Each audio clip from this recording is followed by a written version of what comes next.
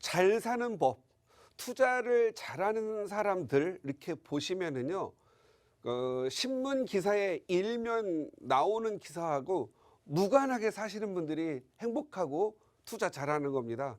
대부분 보면 투자하다 보면은 기사 일면에 나오는 기사 때문에 가슴 졸이게 되고 또 폭락하게 되거나 또 폭등하게 됩니다. 그래서 이 부동산 투자나 어떤 투자 하더라도 폭락과 폭등 이런 것들이 거듭되기보다는 안정적인 주거와 내 자녀들 그리고 또 내 미래를 위해서 월세라도 따박따박 받을 수 있는 안정적 투자가 좀 필요하지요. 그런데 우리 지금 현재 너무 많이 급변했습니다. 이 급변하는 이 부동산 시장, 투자 시장을 어떻게 봐야 될 건지 그리고 변화를 미리 예측하고 대응해 나가는 것도 굉장히 중요할 것 같다라는 생각이 듭니다.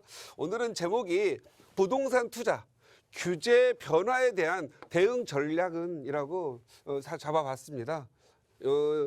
지금 현재 우리 문재인 정부 들어와가지고 부동산 정책하면 오직 규제로만 일관해 왔죠. 2017년 8월 2일 과거 2005년 8.31 조치 때하고 비슷하게 단연간 17, 18, 19 거의 5년 동안 규제만 해왔습니다. 이 규제가 과연 부동산을 잡아왔느냐? 오히려 우리 부동산 시장이라는 거, 어떤 시장이라고 하는 것은 재화에 따른 경제적인 어떤 교환이지 않습니까? 그 수요와 공급에 의해서 좀 놔둬야 되는데 규제를 해놓으니까 오히려 공급이 줄어들고 가만히 있는 수요가 더 증가하는 것처럼 보였고 가격이 상승이 되니까 수요가 덩달아서 따라붙는 그래서 수요가 과잉 수요가 좀 발생이 됐고 공급은 그나마 팔 물건들이 규제로 나오지 않았기 때문에 오히려 시장에서 물건이 줄어들어 버리는 공급이 줄어들어 버리는 그런 일이 좀 벌어졌죠. 그래서 이 공급이 좀 줄어들지 않고 많아져야 시장에서도 덜 불안을 느끼는데 지금 현재 이 2017년부터 2018, 19, 22년 현재까지의 가격 상승은 풍선 효과로 상승한 부분들이 많습니다. 오를 필요도 없고 오를 이유도 없는 동네조차마저도 옆 동네가 가격이 높으니까 우리 동네에도 이만치는 올라야지 이런 마음으로 올라왔죠. 그래서 현재 소기의 목적을 달성했습니다. 가격을 내리는 효과보다는 일단 거래량을 급격히 줄여버렸죠. 거래량을 줄였다라는 것은 그만큼 경제적 흐름이 줄어들고 소기의 목적을 달성했죠.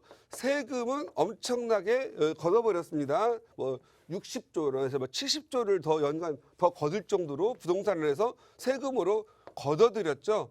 이 세금으로 가지고 돈을 지금 현재 코로나니 뭐니 해서 내려주고 있는데 이게 결국은 세금으로 경제 활동을 일으키지 않고 어떤 걸 세금으로 끌어들여 나눠주는 것은 경제 활성에 크게 도움이 안 되겠죠.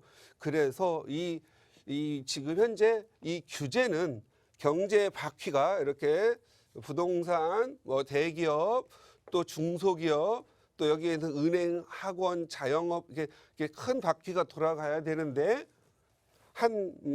이 부동산이라고 하는 거래량 이 부분도 상당히 경제적으로 굉장히 중요한데 이게 작아졌죠. 그래서 그 큰 바퀴들은 그대로 삼아 있는데 부동산 부분이 작아지니까 이 굴러가는 부분이 어렵게 되겠죠. 결국은 이 부동산이라고 하는 건 거래도 있고 이사도 하고 또 그래야만 운송도 먹고 살고 도배장판도 먹고 살고 노동자도 먹고 살고 또 건축도 해서 먹고 살고 헌집은 또 부시고 또 새집을 가고 이런 같아야 되는데 이게 지금 현재 건전하게 지금 바퀴가 돌아가지 않죠. 그래서 저 같은 경우에는 규제가 필요하다.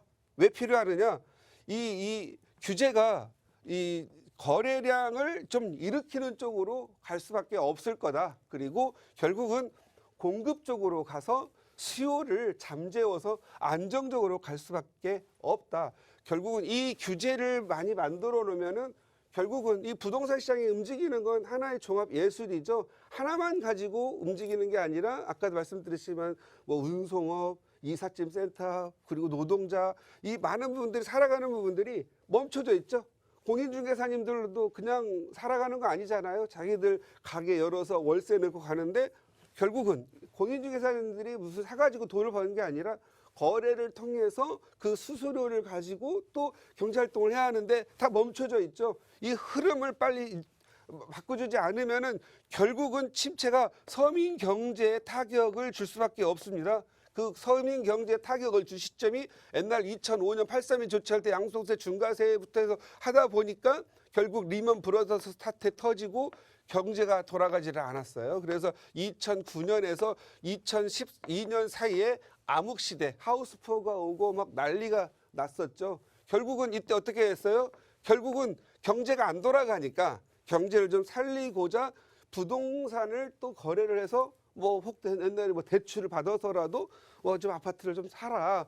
그래서 경제를 좀 살리자 하다 보니까 또 다시 이 부분이 들어가서 2014년 1월 1일 양도세 중과세가 폐지되면서 서서히 부동산들이 살아나게 되지요. 그러면서 이 부동산 경기가 좀 활성화되고 하니까 이 두려움, 또 부동산 가격이 너무 오르는 거 아니냐 해서 2017년 8월 2일 드디어 부동산을 다시 또 규제를 하게 되죠. 그리고 매년 가면 갈수록 25차, 26차면 이런 식으로 해서 부동산 규제를 하다가 결국은 은행 대출까지 꽝꽝 묶어서 현재는 아무것도 안 돌아갑니다. 그래서 거래량이 확 줄었죠.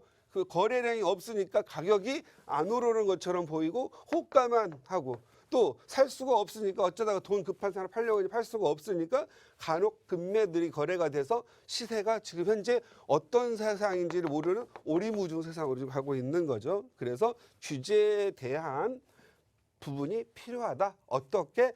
결국은 방향은 그렇습니다. 경제의 흐름을 터주는 쪽으로 바뀔 거다. 왜냐하면 경기가 흘러감으로써 오는 소득세와 부가세 이런 부분들로 경기를 열어줘야 되는데 코로나와 대출과 대출 금리와 이런 걸로 받쳐놓고 거기다가 거래할 수 없는 세금들로 인해서 거래할 수 없는 부분들 터줘야 되겠죠. 대표적으로 지금 시장에 기존 주택 가지고 있는 사람들이 팔 수 없는 건 뭐죠? 양도세 중과세. 살 수 없는 건 또 뭐죠? 뭐 취득세 중과세 뭐 이런 것들이 있던 거죠. 그래서 일단은 이 정부에서 우선적으로 풀어주는 건 한시적으로 수요 공급을 좀 맞춰보자. 기존의 다주택자들도 좀 풀게 하고 없는 사람한테 주택을 좀 안기면서 3기 신도시 공급을 계속 이루어진다라면 수요 공급이 어느 정도 시장에서 자율적으로 조금이라도 불가능하겠지만 조금이라도 다가갈 수 있지 않느냐 해서 풀어줄 걸로 보여집니다. 그래서 저는 2022년 5월에서 2024년 5월 요 사이에 가격이 시장이 이루어지는데 이 시장을 갖다는 수요와 공급 시장이 드디어 작동하는 시장이 아닌가. 그래서 저는 수요 공급 작동 시장으로 보여지고 우리 시청자님들은 어떻게 해야 되느냐. 이제는 수요와 공급이 발생돼서 가격이 조율이 되는 그런 지역을 찾아가야 되는데 수요가 많은 지역으로 아무래도 갈아타겠고 수요가 없는 지역은 매각을 하고 수요가 있는 지역으로 갈아타는 현상이 좀 보이겠죠. 그래서 이 수요 공급 시장에서는 약간 시장이 차별화되는 시장으로 나타날 거다. 그동안 규제로 발생되는 지역은 차별화가 없었죠. 풍선으로 여기 너 막았어? 그러면 옆에 인근 가격 오르고 인근 막으면 또 다시 인근으로 오르고 인근 막으면 그래서 결국은 수도권 전체와 주요 5대 도시를 다 막아버리는 거죠. 그래서 거래를 끝 이렇게 만들어준 거죠. 현재는 이런 시장입니다. 그렇다면 이렇게 놔둘 수는 없는 상황이 되니까 아까 말씀드렸죠. 경제의 흐름을 좋게 하는 쪽으로 갈 거다. 그러려면 우선적으로 시장이 수요 공급으로 좀 갈 수 있게끔 해줘야 되니 풀어줄 게 뭐다? 양도세 중과세가 지금 가장 급히 풀어줘야 될 부분이다. 그래서 이걸 1년 정도 한시적으로 완화를 시켜서 풀게 하고 그 다음엔 이 다음에는 다시 또 중과세를 잡음으로써 다주택자들한테 과중한 종부세 부담을 지게 하지 않고 그다음에 뭐 이게 시장이 좀 돌아갈 수 있도록 해줘야 되겠죠. 그래서 저는 1번 양도세 중과세 이건 반드시 완화될 걸로 보여지죠. 중과세 지금은 이 주택자에는 2%의 20%의 추가 과세, 그다음에 장특공 2%마저도 없죠. 장특공 2% 이거 안 되죠. 그다음에 3주택 이상 그걸 다주택자라고 하죠. 장특공 2%도 없고 그다음에 30%의 추가 과세가 있죠. 그러면 1년 완화가 된다면 드디어 다주택자도 2% 그러니까 보유 기간당 1년에 2%씩 3년 이상이 되면 3년 이상 각 보유한 주택에 대해서 2%씩 장기보유 특별공제가 있으니까 10년 보유한 사람은 20%, 15년 보유한 사람은 30% 이렇게 장기 보유 특별 공제가 살아나면서 일반 세율 6에서 45%의 세율 구간으로 일단 양도소득세를 낼 수 있게끔 하니까 물건들이 좀 나와주겠죠. 그리고 다 종부세를 일부를 완화할 걸로 보여지는데 여기 같은 경우에는 약간 핀셋으로 1주택자나 그리고 장기 보유하신 분들이나 소득이 이제 은퇴하신 분들 이런 분들에게는 종부세를 더 완화해 줄 걸로 보여지고 종부세 다주택자들은 그대로 유지할 걸로 보여지죠. 왜냐하면 종부세 부담을 줌으로써 양도세 비과세 양도세 일반 과세를 만들고 그러면서 시장에 공급이 되게 해서 굳이 지금 현재 신도시를 공급하고 재개발 재건축을 공급하려면 최소 10년이 걸리기 때문에 그때까지는 주택에 대한 수요 공급의 불안이 있으니까 일단은 다 주택자들이 갖고 있는 물건들을 시장으로 내보내야 되겠죠. 그러면 그 시장에서는 어느 정도 내 집이 소화가 되면서 그리고 3기 또는 재개발 재건축으로 공급되는 물량으로 양질의 주택이 나가준다면 어느 정도 조정시장이 올 걸로 보여지죠. 그러면 흐름도 풀어주고 명분도 있고 그렇기 때문에 양도세 중과세 1년 정도의 또는 2년 정도의 완화와 중부세 다주택자 강화는 그대로 유지할 걸로 보여진다라는 거죠. 그리고 세 번째 취득세 핀셋 완화. 이 핀셋 완화라고 하는 것은 지금 2주택자에게는 취득세가 8%고 3주택자에는 12%, 법인 취득세에는 12%를 적용하고 있습니다. 그러면 이 취득세를 누구에게 완화시킬 거냐? 내 집이 없는 이런 생애 최초 아니면 신혼 이런 분들한테는 오히려 취득세를 완화시켜주고 다주택자가 취득을 할 때는 취득세를 현행으로 유지함으로써 부담을 줌으로써 다주택자가 주택을 더 사들이는 걸 막는 효과가 있겠죠. 그러면 결국 다 양도세 중과세의 1년 폐지로 인해서 나오는 물건들을 기존 다주택자가 받지 못하도록 하고 무주택자 또는 꼭 작은 주택을 팔고 큰 주택으로 갈 사람들 기존 주택을 갈아타는 사람들에게는 유리한 환경이 되겠죠. 그다음에 네 번째로는 주택 임대사업자 일부 손질을 볼 걸로 보여집니다. 왜냐하면 지금 현재 정부가 이 임대사업자를 만들어 줬고 또 사람들이 내가 은퇴하고 나면 국가가 벌 수 있는 연금, 국민연금 이런 거 다 살 수는 없잖아요. 뭔가 월세 소득이 좀 필요한 부분도 있기 때문에 주택으로 임대를 살고 있는 분들 어르신들이 많이 있습니다. 이분들에 대한 과중한 지금 현재 부담에 대해서는 일부 손질을 해서 주택 임대 사업자에게도 기존에 줬던 혜택들을 일부는 되살려 줄 거다. 그래서 주택 임대 사업자를 가지고 시장에 또 어느 정도의 물량으로 임대주택을 공급함으로써 LH라든가 SH라든가 이런 데서 공공에서 주어지는 임대주택들은 주로 사람들이 살기가 좀 어려운 지역이거나 조금 당장으로서 선호도가 낮은 지역에 공급되고 정말 살고 싶어야 되고 아이 교육시켜야 되고 직장 갖고야 되는 것들은 임대주택을 공급하기가 어려우니까 일반 우리 국민들이 갖고 있는 주택으로 임대주택을 공급함으로써 시장의 수요 공급에 대한 부분을 어느 정도 역할을 할 수 있도록 지원해 줄 걸 보여집니다. 그래서 도심 내의 주택 임대사업자 일부 제도 손질을 통해서 기존 걸 좀 살려가지고 종부세라든가 재산세를 일부 완화하고 어떤 그 주택 공급, 임대주택 공급으로서의 기여도의 만큼 조금 일부를 좀 손질해서 혜택을 줄 걸로 보여집니다. 지금 가장 신경 쓰고 있는 부분 있죠? 재개발과 재건축이죠.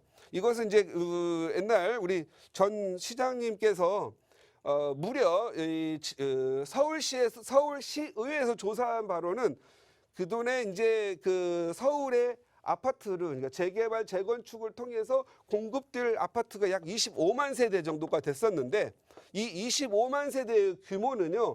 일기 신도시 분당, 산본, 평촌, 그다음에 부천, 일산 이 5개의 신도시를 합쳐도 약 20만 8천 세대밖에 안 됩니다. 그런데 서울에 이 20만 8천 세대보다 훨씬 많은 양인 약 25만 세대를 재개발 재건축으로 공급될 부분을 다 해제를 시켜버렸어요. 서울시에서 직권으로 하기도 하고 또는 주민들이 어느 정도 반대가 있다고 해서 해제를 시켰죠. 그래서 약 25만 세대의 양질의 아파트가 나올 수 있는 기회를 날려버렸죠. 그 바람에 서울 시내에 정말로 공급돼야 될 아파트들이 굉장히 없고 결국은 수요는 많고 공급이 없다 보니까 가격이 많이 올랐고 거기에 규제에 의한 풍선효과까지 붙어주면서 가격이 폭등을 한 거죠. 그래서 저는 일단은 시장을 원칙적으로는 수요가 있는 곳에 공급을 해야 되는 부분들인데 주택, 원룸, 빌라 아니면 뭐 낡은 아파트 이런 게 필요한 게 아니라 어느 정도 소득 수준이 올라와 있고 우리나라가 지금 1차 산업 하는 것도 아니고 2차 산업도 아니고 3차 서비스업과 4차 AI 인공지능 시대에 계속 부실하고 살기 없고 춥고 애들 가르치기 힘들고 살기에 좀 불편한 그러한 주관경이 아니라 이제 3, 4차 시대에서는 좀 더 어느 정도 재력도 있고 경제력도 있으니까 좋은 지역 살고 싶고 양질의 주택에 살고 싶은 거죠. 자기가 원하는 곳에 살 수 있도록 재개발 재건축을 규제를 완화해서 공급을 시킴으로써 막 가격이 너무 많이 폭등하는 것들을 좀 완충시킬 수 있도록 하고 결국은 경제의 흐름 어떠한 갑작스러운 규제로 흐름을 다 막아버리면요 전체가 이렇게 끊어지는 역할이 있어서 약간 빵꾸난 바퀴처럼 돌아가죠. 그러다 보면 국가 전체 경제가 앞으로 나아가는데 어려움이 있습니다. 그래서 저는 결국은 부동산도 국가 산업의 한 전체적인 그룹에서는 큰 흐름상으로는 중요한 역할을 하고 있기 때문에 이 경제의 흐름을 깨지 않는 방향으로 갈 거고요.